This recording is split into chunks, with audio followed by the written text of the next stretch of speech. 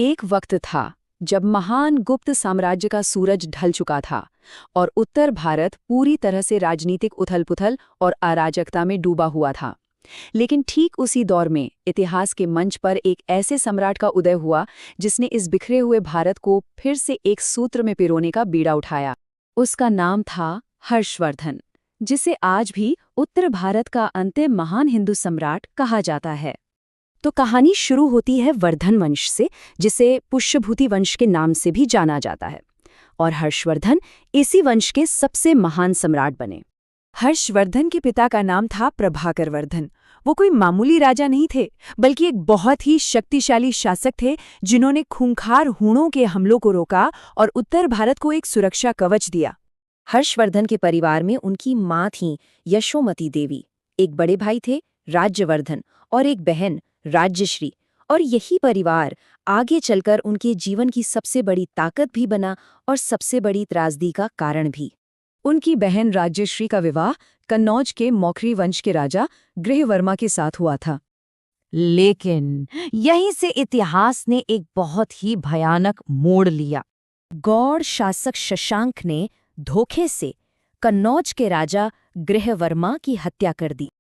और सिर्फ इतना ही नहीं, कन्नौज और वर्धन वंश दोनों को कमजोर करने के इरादे से उसने राज्यश्री को बंदी बना लिया। जैसे ही ये खबर हर्षवर्धन के बड़े भाई राज्यवर्धन तक पहुंची, वो अपनी बहन को बचाने और बदला लेने के लिए निकल पड़े। लेकिन क्रूर शशांक ने धोखे से उनकी भी हत्या कर दी। जरा सोचिए, एक ही झटके में हर्षवर्धन ने अपने भाई और अपने जीजा दोनों को खो दिया था। सिंहासन खाली पड़ा था, राज्य गहरे संकट में था और बहन कैद में थी। और ऐसे मुश्किल हालात में सिर्फ 16 साल की उम्र में साल 606 ईस्वी में हर्षवर्धन को राजगद्दी पर बैठना पड़ा। सिंहासन पर बैठते ही उस युवा सम्राट ने एक बिखरे हुए राष्ट्र को एकजुट करने का प्रण लिया। शुरुआत में उसने अपनी राजधानी थानेसर को बनाया, जो आज के हरियाणा में है। सत्ता संभालते ही हर्षवर्धन के सामने दो सबसे बड़े काम थे। पहला अपनी बहन राज्यश्री को आज़ाद कराना और दूसरा शशांक के खिलाफ अभियान छेड़ना। इतिहास बताता है कि हर्षवर्धन ने शशांक को युद्ध में हराया जरूर था, लेकिन उसे खुद मारने का कोई सीधा प्रमाण नहीं मिलता। कुछ समय बाद शशांक की अपनी स्वाभाविक मौत हो गई। यहाँ ये जानना भी जरूरी है कि शशांक बौद्ध धर्म का कट्टर विरोधी था। कहते हैं कि उसी ने बोध गया में उस पवित्र बोधि वृक्ष को कटवाया था जिसके नीचे बुद्ध को ज्ञान मिला था। अब हर्षवर्धन ने एक विशाल साम्राज्य खड़ा किया। पंजाब, उत्तर प्रदेश, बिहार, बंगाल और राजस्थान के बड़े बड़े हिस्से उसके साम्राज्य में शामिल थे। और साम्राज्य के विस्तार के साथ ही हर्षवर्धन ने कन्नौज को अपनी दूसरी और भव्य राजधानी बनाया। लेकिन दक्षिण भारत में हर्षवर्धन का विजय रथ रुक गया। वहां उनका सामना हुआ चालुक्य वंश के एक बहुत ही शक्तिशाली राजा पुलकेशन द्वितीय से। नर्मदा नदी के किनारे दोनों के बीच एक भयंकर युद्ध हुआ और इस युद्ध में हर्षवर्धन को पीछे हटना पड़ा। यही वजह है कि नर्मदा नदी को ही हर्षवर्धन के विशाल साम्राज्य की दक्षिणी सीमा माना जाता है। हर्षवर्धन सिर्फ एक विजेता ही नहीं, बल्कि एक न्यायप्रिय और अपनी प्रजा से प्रेम करने वाला राजा था। वो खुद बहुत सादा जीवन जीता था और हमेशा अपनी प्रजा की समस्याओं को सुनने के लिए तैयार रहता था।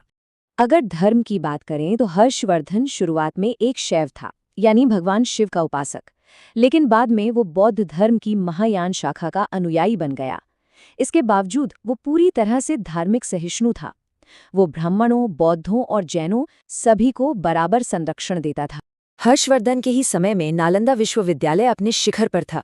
ये उस समय पूरी दुनिया में बौद्ध शिक्षा का सबसे बड़ा और प्रसिद्ध केंद्र था। इसके अलावा वल्लभी विश्वविद्यालय भी शिक्षा का एक महत्वपूर्ण केंद्र था, जहाँ खास तौर पर प्रशासनिक शिक्षा दी जाती थी। हर्षवर्धन की दानवीरता तो कमाल की थी। वो हर 5 साल में प्रयाग में एक महामोक्ष परिषद का आयोजन करता था और इस सभा में वो अपनी सारी संपत्ति दान कर देता था। मशहूर चीनी यात्री ह्वेनसांग हर्षवर्धन के ही दरबार में आया था और कई सालों तक भारत में रहा। ह्वेनसांग ने अपनी किताब सी यू की में हर्षवर्धन को एक बहुत ही दयालु, न्यायप्रिय और महान शासक बताया है। हर्षवर्धन खुद भी एक बहुत बड़ा विद्वान और लेखक था। उसने 3 प्रसिद्ध नाटक लिखे, नागानंद, रत्नावली और प्रियदर्शिका। एक महान सम्राट के तौर पर उसकी विरासत सिर्फ जीती हुई लड़ाइयों तक ही सीमित नहीं थी। हर्षवर्धन ने एक ऐसी प्रशासनिक व्यवस्था बनाई जिसमें टैक्स बहुत सरल थे और सजाएं बहुत कठोर नहीं थीं। भले ही उसके समय में सामंती व्यवस्था थी, लेकिन असली नियंत्रण हमेशा राजा के ही हाथों में रहता था। साल 647 ईस्वी में हर्षवर्धन की मृत्यु हो गई। दुख की बात ये थी कि उसका कोई योग्य उत्तराधिकारी नहीं था और इसी के साथ वर्धन वंश का भी हमेशा के लिए अंत हो गया। लेकिन फिर भी हर्षवर्धन को उत्तर भारत का अंतिम महान सम्राट माना जाता है। क्यों? क्योंकि वो एक ऐसा शासक था जिसने सत्ता से कहीं ज्यादा अहमियत दी धर्म को, शिक्षा को और न्याय को। इसीलिए इतिहास में हर्षवर्धन सिर्फ एक राजा का नाम नहीं है, बल्कि वो एक पूरे युग का नाम बनकर हमेशा हमेशा के लिए अमर हो गया।